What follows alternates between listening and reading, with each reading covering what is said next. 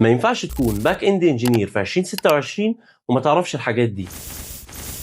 خليني ابدا معاك من تحت، واول حاجه هي الداتابيز.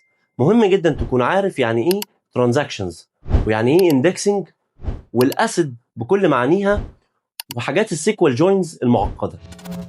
تاني حاجه وهي السيستم ديزاين. مهم جدا تكون عارف الديستريبيوتد سيستمز والكاب سيرم وازاي بتوجهك في الحاجات دي. والكاب سيرم هي اختصار لكونسيستنسي وافيلابيلتي وبارتيشننج.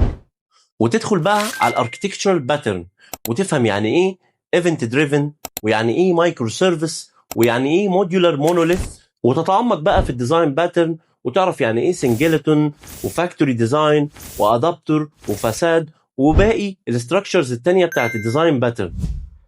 وبعد ما تتعلم او تفهم كل ده نظري، تبدا تنقي لغه برمجه قويه زي الاي اس بي او البايثون او الراست، وتبدا تطبق كل المفاهيم النظريه دي في مشروع كامل عملي. واحب اقول لك انك ممكن تستخدم الاي اي وانت بتطبق المعلومات دي.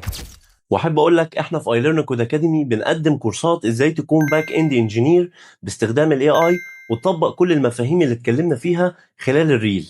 ايليرن كود اكاديمي، طريقك للانطلاق.